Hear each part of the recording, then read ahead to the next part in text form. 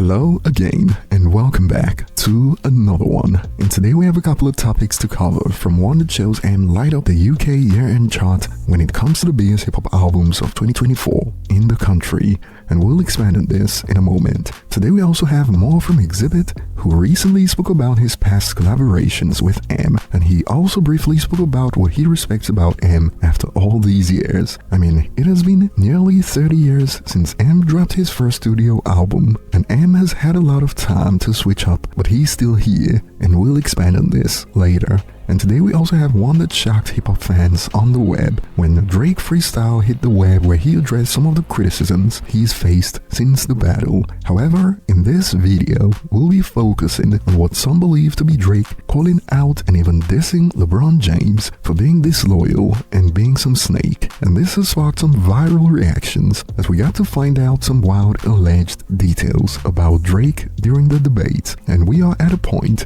where even Joe Budden's co-host believes Drake is done when it comes to hit records going number one. More on this later. And before we get started, we got a quick update on the story we covered in the last video when Jelly Roll revealed what he'd love to see in the future between M and MGK. My heart is always to bring them together one day, because I see so much more of them in each other than they know. And boy, let's just say that this has been met with a resounding no on social media. And to be fair, this has also put Jelly Roll on the chopping block, as seen in some posts. And here's some context. Beef literally started with MGK saying this over M's daughter, who was underage at the time, Jelly a sicko for even associating with MGK. So perhaps this would be the last time we ever hear from Jelly Roll about Eminem versus MGK. And today we'll be starting with the official chart's biggest rap albums of 2024, and 10 hip-hop albums made the top 100. And Eminem didn't pull his punches in 2024. Curtain Call, The Death of Slim Shady, and Curtain Call 2 occupied the top 3 spots in the United Kingdom, and the Eminem Show came in at number 9.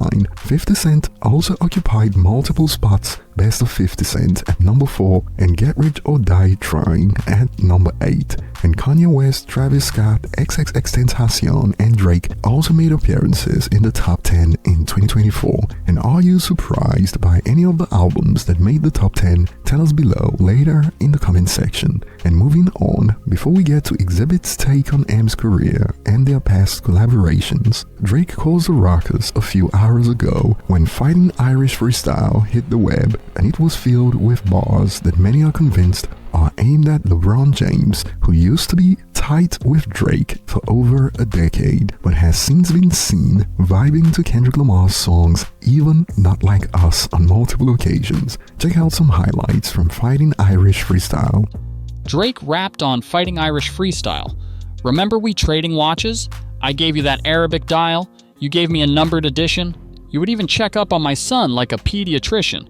Drake also rapped in the same verse. Figured we was always gonna be close, like ovens and kitchens.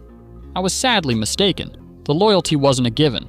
Drake also continued to drop bars seemingly aimed at LeBron James. Talking about we family, well, I'm not the cousin to visit. God forbid we ever got to tarnish your public image. All that brother talk as if I really discovered a sibling. 6 degrees, my memories retrieving our humble beginnings, and Drake wasn't done. I don't give a toss about you snakes or these other musicians. Dudes started messing with my family. I'm going to prison. And we all crashing out together. My brother's complicit. Oh, man. Ooh.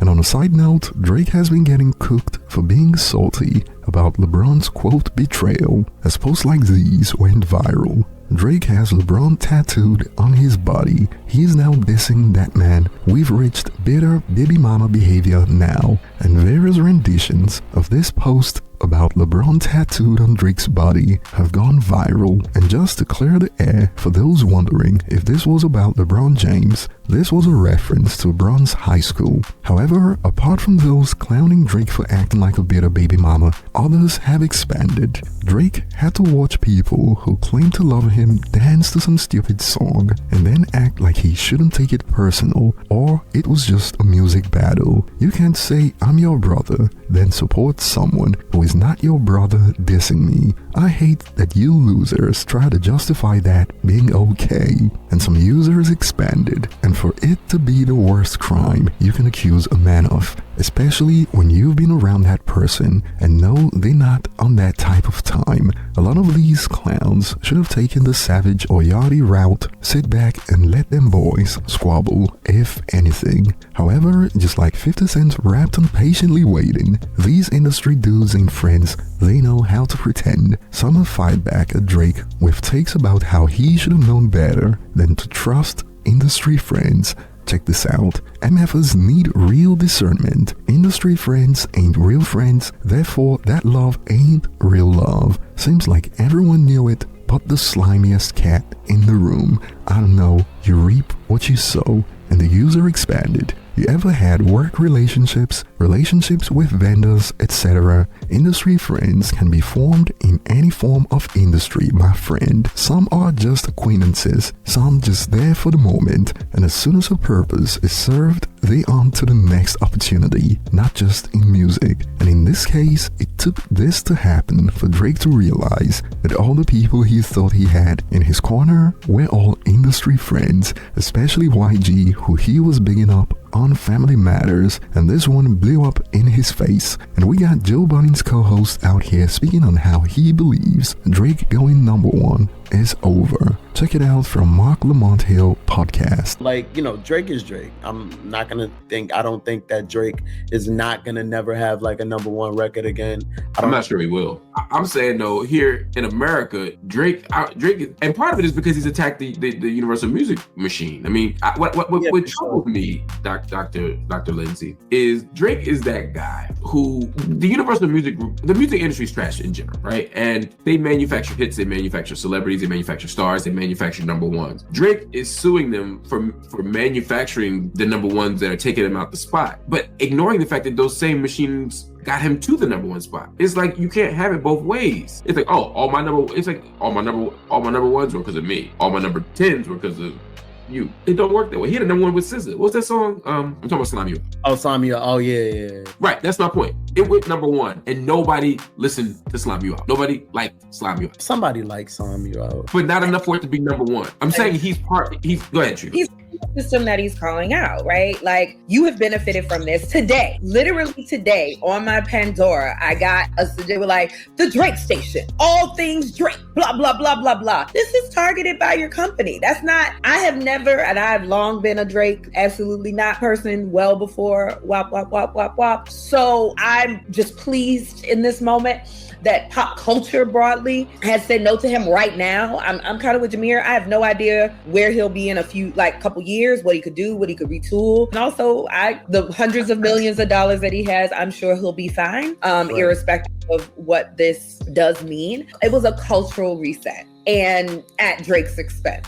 And the culture told us something, which also gave me a little bit of faith. This moment made me feel a thing I had not felt in quite some time. And then, of course, the women in hip hop, particularly the women in the South in hip hop who had an incredible year. See the Rhapsody, the Glorilla, to Meg, Lotto, like these projects, these women ran it, like exception of Kendrick. And boy, the claims that Drake will never go #1 again caused a crapstorm online, as Mark has been getting cooked even by some users in Kendrick's corner, as we got takes like, come on now, this is just silly. His career and trajectory was changed forever by King Kendrick, but he will 100% have another #1. It is Drake, bro. That's his lane. He's too versatile, and the Drake factory works too hard. He didn't die now, maybe spiritually. And more on this note, I don't agree with that. That's delusional. He's too big of an artist. Curiosity alone will get him a #1 with streams. Drake's issue has been finding #1s that stick, and that was going on before the beef.